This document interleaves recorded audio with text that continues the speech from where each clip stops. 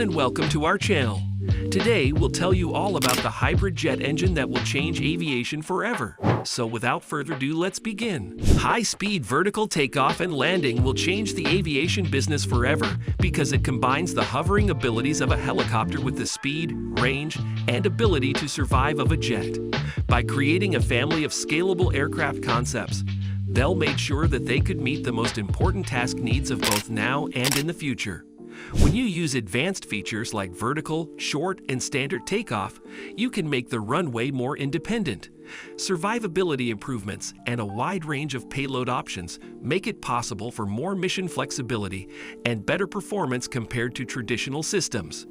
Bell Helicopters said in a statement on February 8 that it tested its high-speed vertical takeoff and landing HSVTOL concept on a ground-based sled at Holloman Air Force Base, AAFB, in New Mexico. The tests were meant to see how well the concept handled changing between high and low speeds. In Bell's high-speed vertical takeoff and landing HSVTOL idea, the plane would switch from rotary power to jet propulsion in the middle of flight. This has never been done before. At Holloman Air Force Base's high-speed test track in New Mexico, the tests that were done there took place. During these tests, a spinning rotor had to be stopped and folded into the nacelle while a jet engine provided power. Jeff Nissen, who runs Bell Helicopter's high-speed vertical takeoff and landing HSVTOL program, said in an interview on February 8 that this change was the most important technology in the HSVTOL program that had not been tried yet. With these tests, the changeover method was brought up to technical readiness level, TRL 5, which means that parts could be shown off in the right environment.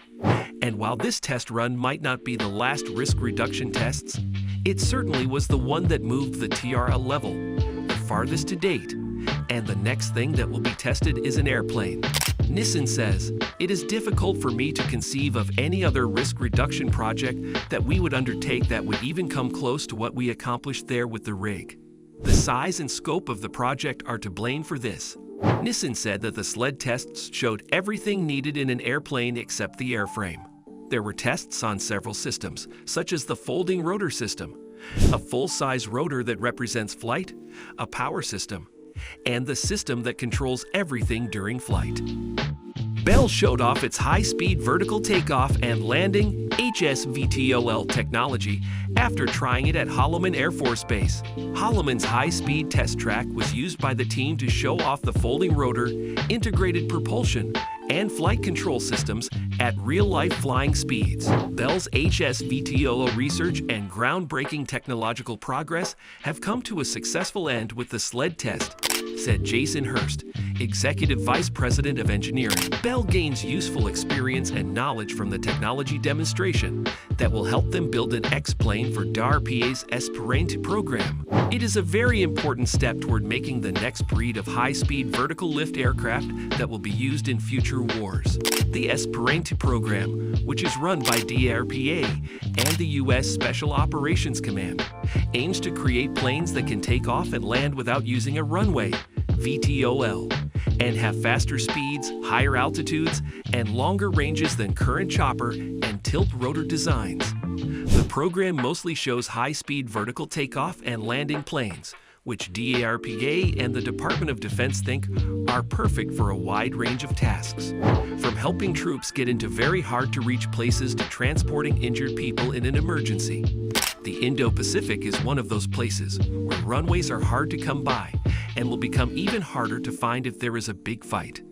In its call for proposals, DARPA described an X-plane that could be scaled up or down and fly at speeds between 400 and 450 knots at heights between 15,000 and 30,000 feet. The suggested optionally piloted airplane should be able to carry up to 5,000 pounds and have a large cargo area that is 30 feet long and 8 feet wide, big enough to fit a small car or 2.5 pallets. The condition includes being able to keep going for 1.5 hours and having a range of 200 nautical miles. During the three-phase program, some bids will be chosen, improved, and then whittled down to a small group of players. These participants will then do more work to lower risk and get certification approval. And finally, a final down select will choose one or more companies to build and fly the plane. The DARPA has not given a firm date. In his HSVTO idea, Bell says that the plane blends the hover capability of a helicopter with the speed 400+ range and survivability of jet aircraft. As one of 11 companies in the AVIATIon HSVTO Concept Challenge working on the technology, it has already been doing so.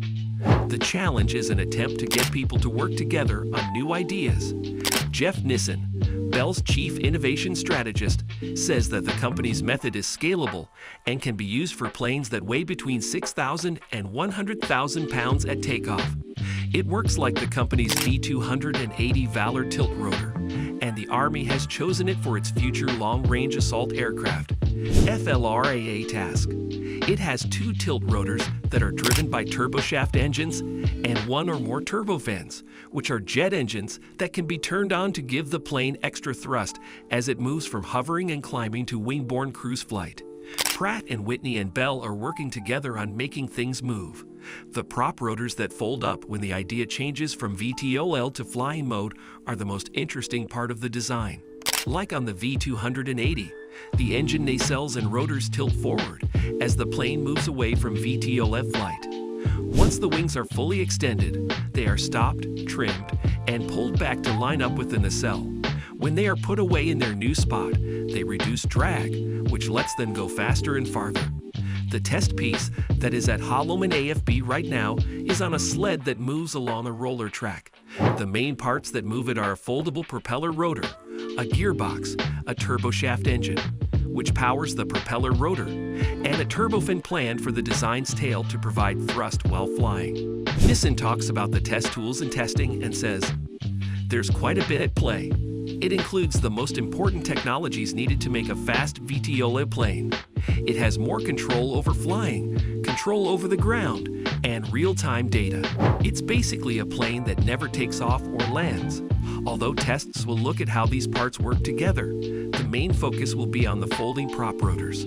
This will help Bell learn when and how to hold him or fold him." That's it for today, guys. Hope you enjoyed the video. Leave a like and comment down your thoughts on this.